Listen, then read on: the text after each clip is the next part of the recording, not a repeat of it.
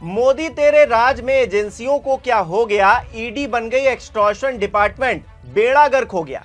दोस्तों, इस देश में आखिरकार हो क्या रहा है? लखनऊ में इनकम टैक्स का एक ऑफिसर दूसरे को कमरे में बंद करके पीट रहा है, तो ओडिशा में ईडी का डिप्टी डायरेक्टर घूस लेते पकड़ा गया है। छी छी छी छी छी, शर्म आनी चाहिए इन अधिकारियों को जो पढ़ लिखकर देश को लूट रहे हैं। इनसे अच्छा तो दिन भर सड़क पर रिक्शा चलाने वाला या फिर सब्जी फल बेचने वाला शख्स है, जो गरीब भले ही है पर ईमानदार तो है कम से कम। दूसरों को लूट कर 56 भोग की थाली तो नहीं खा रहा। दोस्तों, खबर जान लीजिए, क्योंकि ऐसे बेशर्म, बेहया, बेईमान अफसरों के लिए जितना कहा जाए उतना कम है। नमस्कार, मेरा नाम हिमांशु मिश्रा है, आप देख रहे हैं 4PM न्यूज नेटवर्क। दरअसल दोस्तों, बात बीती 29 मई की है, जब सीबीआई ने ईडी के डिप्टी डायरेक्टर चिंतन रघुवंशी को 20 लाख रुपए की रिश्वत लेते भुवनेश्वर में पकड़ा। यह रकम एक माइनिंग कारोबारी से ली जा रही थी ताकि उसका पीएमएलए केस सेटल किया जा सके। लेकिन पूरी कहानी और भी ज्यादा चौंकाने वाली है। सीबीआई का कहना है कि चिंतन ने पहले 5 करोड़ रुपए की रिश्वत मांगी थी, यानी वो कारोबारी का केस दबाने के लिए बड़ा गेम खेल रहा था। बातचीत के बाद रकम 2 करोड़ में तय हुई। 20 लाख रुपए पहली किश्त थी। कारोबारी पर मनी लॉन्ड्रिंग का केस था और चिंतन ने वादा किया था कि वो ईडी की जांच को मैनेज कर देगा। किसी ने सीबीआई को टिप दी थी कि चिंतन रिश्वत मांग रहा है। सीबीआई ने स्टिंग ऑपरेशन तैयार किया। उन्होंने रंग कोडेड नोट्स, जिन्हें ट्रेस किया जा सकता है, उनका इस्तेमाल किया। 29 मई को जैसे ही चिंतन ने 20 लाख रुपए लिए, सीबीआई ने उसे धर दबोचा। सबूत के तौर पर रंग कोडेड नोट्स बरामद कर लिए गए। फिलहाल केस दर्ज करके चिंतन को हिरासत में ले लिया गया है और सीबीआई उनसे पूछताछ कर रही है। उम्मीद है कि पूछताछ के दौरान और भी बड़े खुलासे होंगे।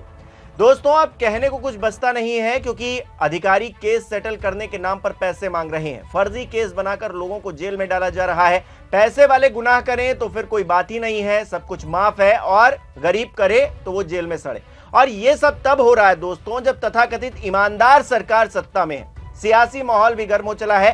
कांग्रेस इस मामले पर क्या कह रही है, जरा उसे भी देखिए। कांग्रेस ने अपने ट्वीट में लिखा है, ED is equal to extortion department. ED में जमकर वसूली का खेल चल रहा है। ओडिशा में एक व्यापारी पर पहले ईडी का केस लगाया गया, फिर व्यापारी को ईडी के दफ्तर बुलाकर धमकाया गया और मामला सेटल करने के लिए 5 करोड़ रुपए मांगे गए।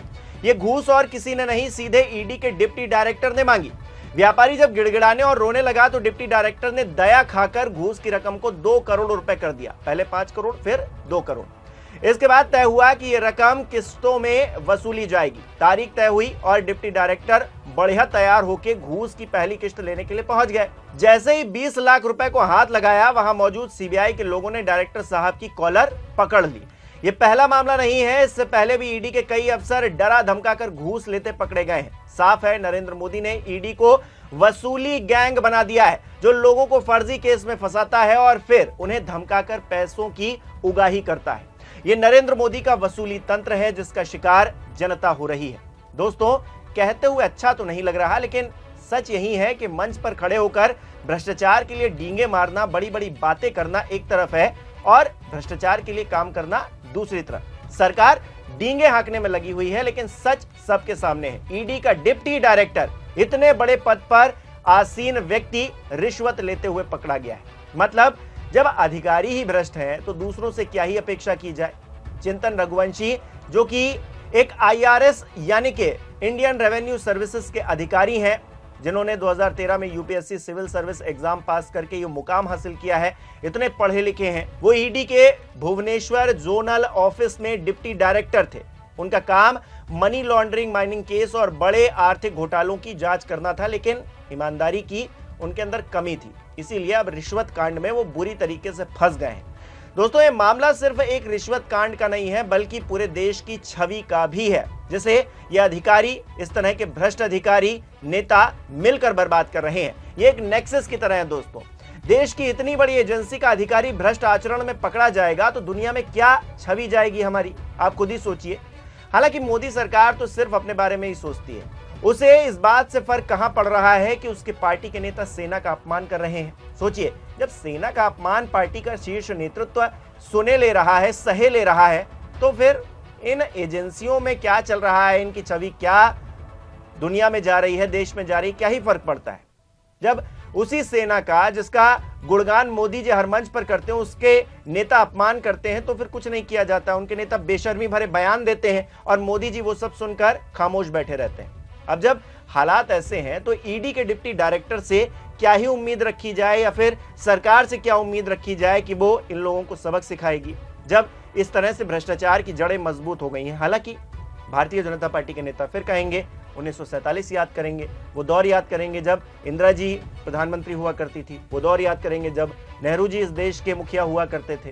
कहेंगे कि उनका ही किया धरा है। आज 11 साल की सरकार के बाद भी अगर भारतीय जनता पार्टी के नेताओं से पूछ लीजिएगा कि आखिरकार ये जो इतना भ्रष्टाचार फैला हुआ है, इतने बड़े बड़े अधिकारी भ्रष्टाचार में संलिप्त हैं, इसकी वजह क्या है, तो वो उन अधिकारियों को कुछ नहीं कहेंगे, उन नेताओं को कुछ नहीं कहेंगे। वो कहेंगे किसको? नेहरू जी को। वो कहेंगे किसको?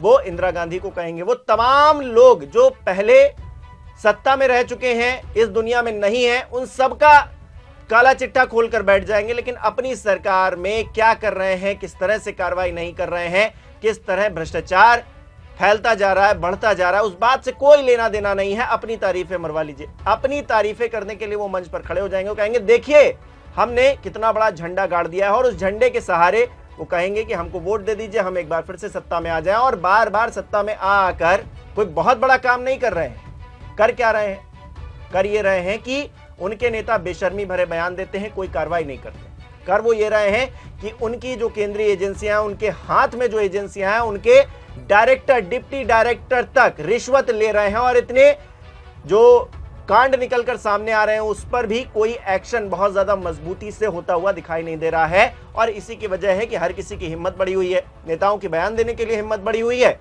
और ऐसे अधिकारियों की रिश्वत लेते हुए हिम्मत बढ़ी हुई है, क्योंकि संदेश नहीं जा रहा है। संदेश जाएगा कि अगर कुछ गलत होगा, कोई गलत बोलेगा या गलत करेगा तो उसको कड़ी सजा होगी। सिर्फ कह देने से बात थोड़ी ना बनेगी, और कह देने से बात नहीं बन रही है।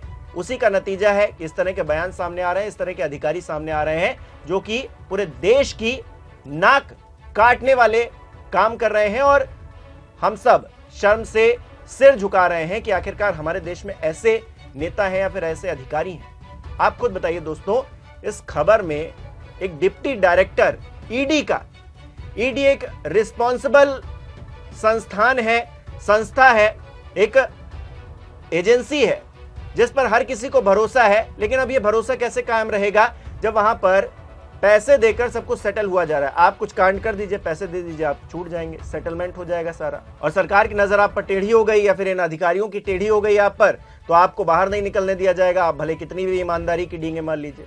अब बताइए, ये हालत है इस देश की। कमेंट करके बताइए आप कैसे देख रहे हैं इस खबर को।